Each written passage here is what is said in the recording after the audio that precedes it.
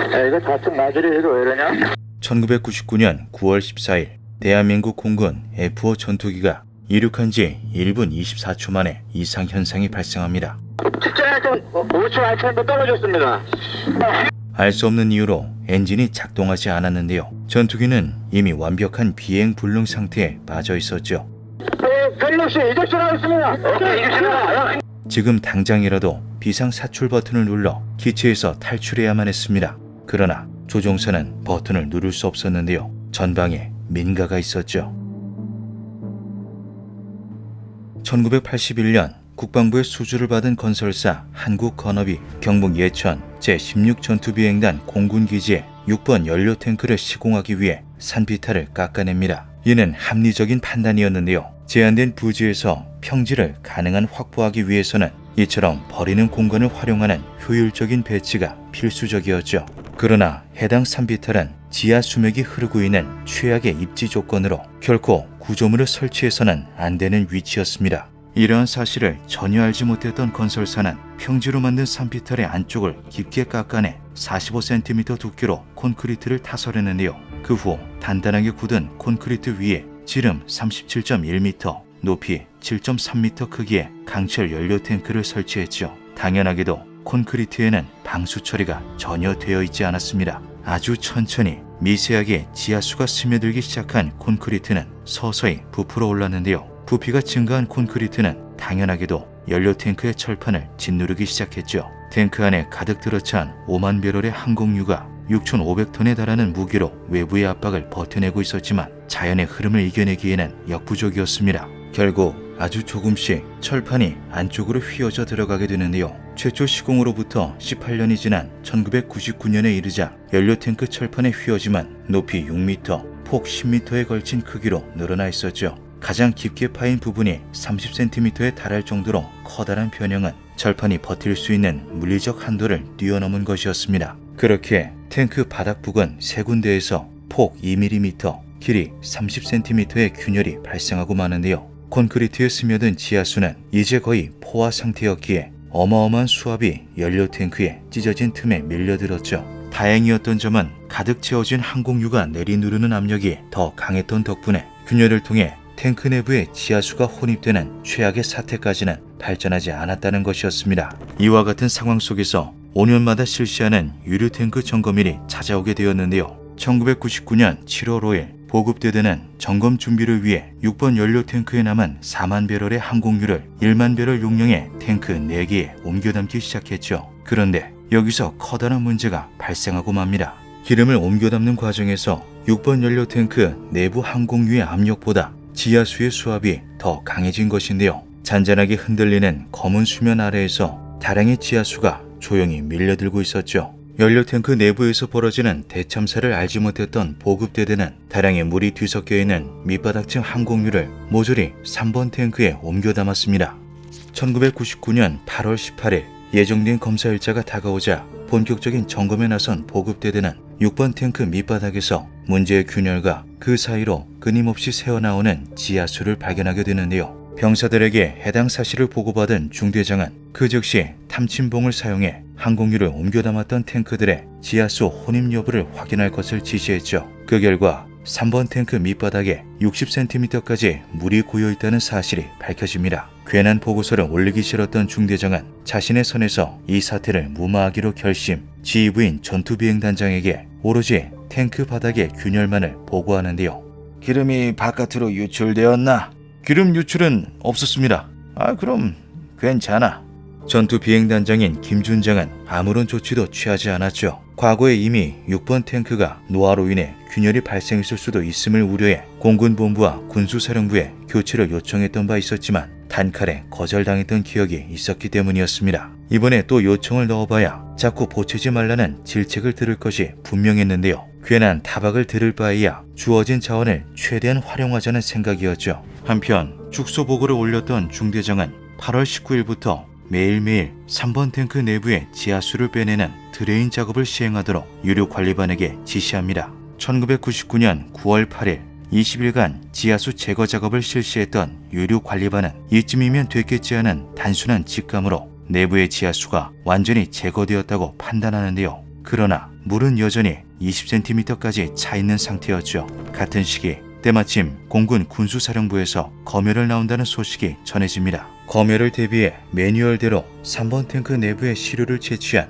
유류관리반 소속 성모 상병은 크게 당황하게 되는데요. 탱크 바닥에는 아직도 500배럴가량의 맹물이 남아있었죠. 당황한 것은 해당 사실을 보고받은 중대장도 마찬가지였습니다. 상식적으로 생각하면 지금이라도 추가 드레인 작업을 시행하면 되었는데요. 하지만 이 경우 육안으로 보기에도 연료량이 크게 줄어들기 때문에 검열을 넣은 군수사령부의 호된 질책을 피할 수가 없었죠. 이러지도 저러지도 못하고 차일 피일 드레인 작업을 미루는 사이 결국 군수사령부가 비행단에 찾아오고 맙니다. 다른 탱크의 샘플을 3번 탱크의 샘플로 속이자.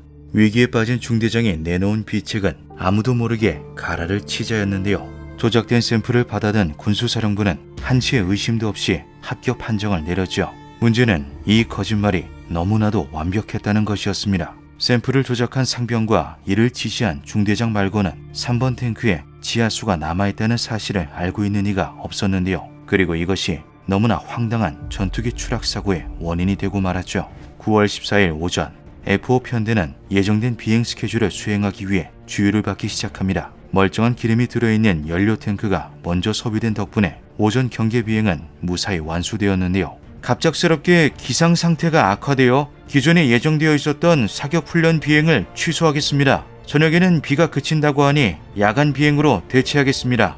F5와 같은 전투기들은 일반적으로 동체 안에 있는 내부 연료통과 아래쪽에 매단한 보조 연료통을 지니죠. 기상 악화로 변경된 일정은 제법 장거리를 이동해야 하는 야간 비행으로 보조 연료통을 가득 채울 필요가 있었습니다. 얼마 전 3번 탱크가 검열에서 합격을 받았다는 사실을 파악하고 있던 유류 통제반장은 해당 탱크를 사용해 항공유를 주의할 것을 지시했는데요. 여기서 무사한일 주의와 정비 불량 그리고 불운함이 모조리 겹쳐버리는 최악의 사태가 터지고 말았죠.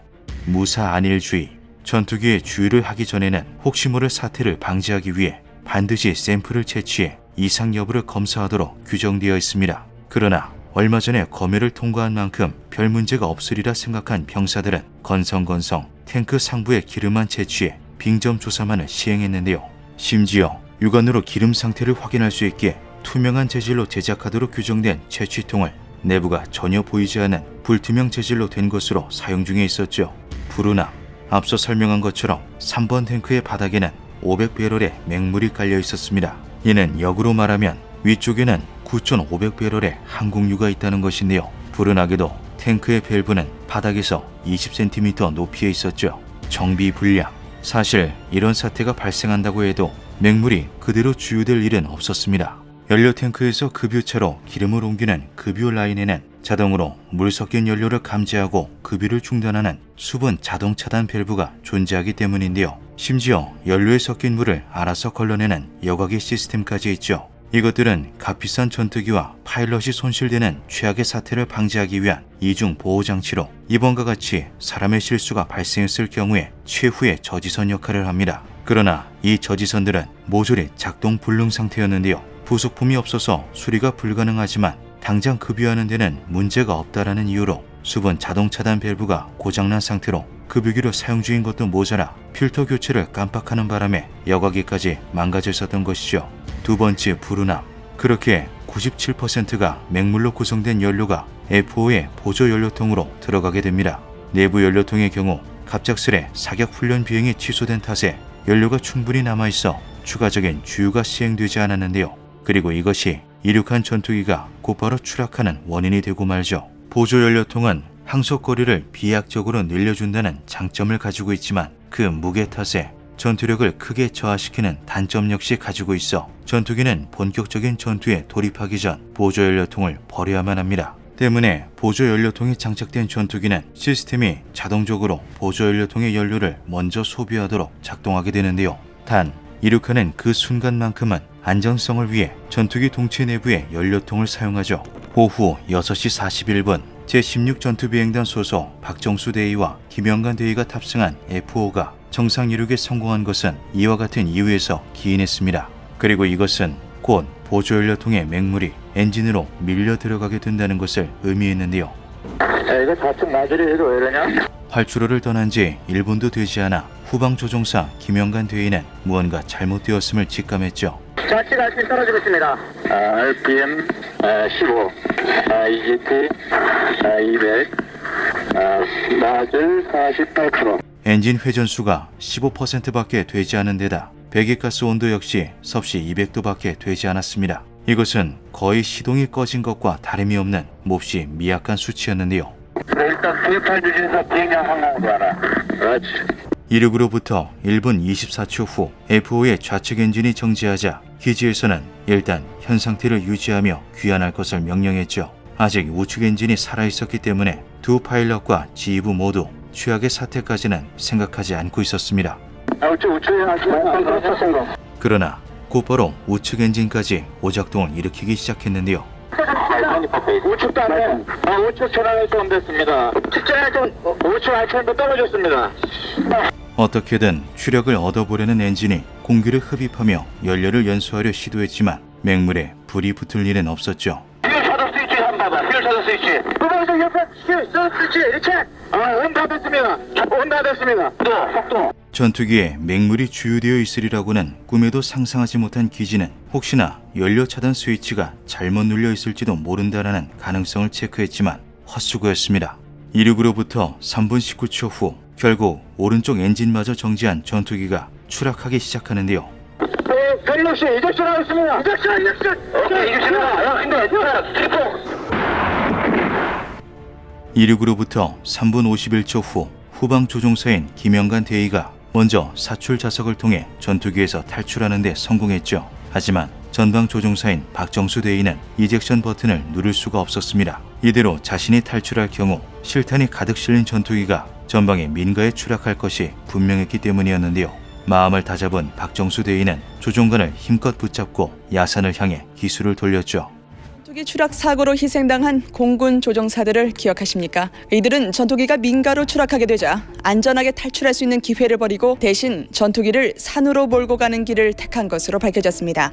안타깝게도 박정수 대위는 F5 전투기와 야산의 충돌, 순직하고 말았습니다. 숙련된 파일럿인 그였기에 기술을 돌려놓은 뒤에도 충분히 이젝션할 기회가 있었을 것으로 관계자들은 추측했는데요. 그러나 F5 전투기의 사출 좌석은 오작동을 방지하기 위해 일정 고도 이하에서 이젝션 기능이 작동하지 않도록 설계되어 있었죠. 전투기가 민가를 덮치는 것을 막기 위해 야산으로 기술을 돌린 시점에서 이미 탈출이 불가능했던 것입니다.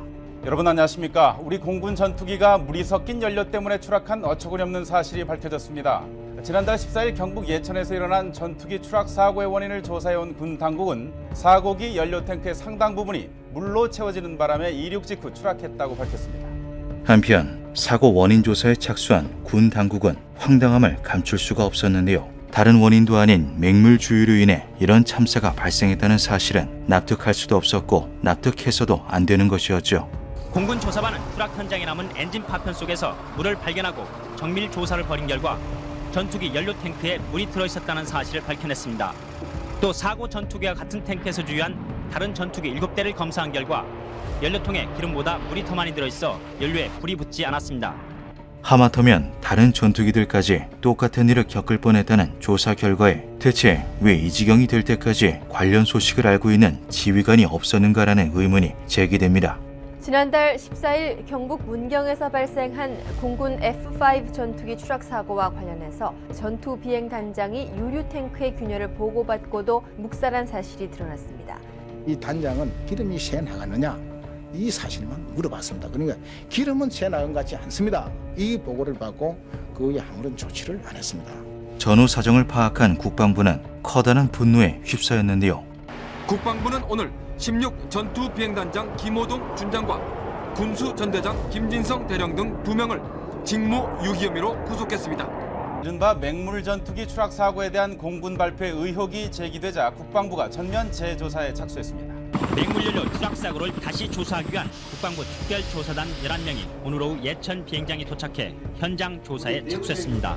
즉각 관계자들을 구속한 국방부는 특별조사단을 수립, 공군이 해당 사고를 고의로 은폐하려 시도했는지를 철저히 규명함과 동시에 전면 재조사에 들어갔죠. 그리고 결과는 충격적이었습니다.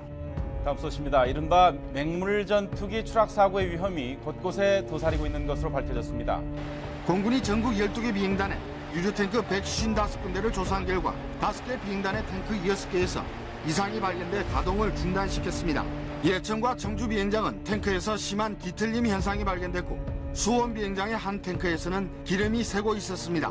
또한 광주와 강릉의 기름 탱크는 내구 연한 30년이 지난 상태였습니다. 더구나 성남과 김해, 대구 등 전국 9개 비행단에서는 급유 과정에서 이물질을 걸러내는 수분 자동 차단기가 제대로 작동되지 않았습니다.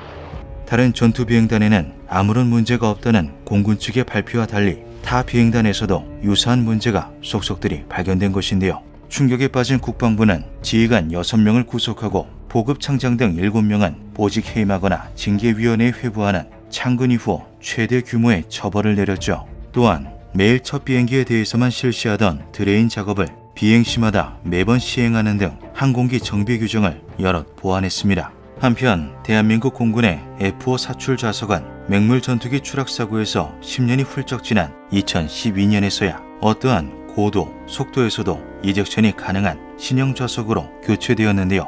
2000년 이후 공군의 F-5 계열 전투기에서 총 8차례의 사고가 발생한 뒤였죠. 사고로 인해 손상된 기체는 11대, 박정수 소령의 희생 이후로도 13명의 조종사가 순직하고 나서야 이루어진 교체였습니다. 기묘한 밤이었습니다.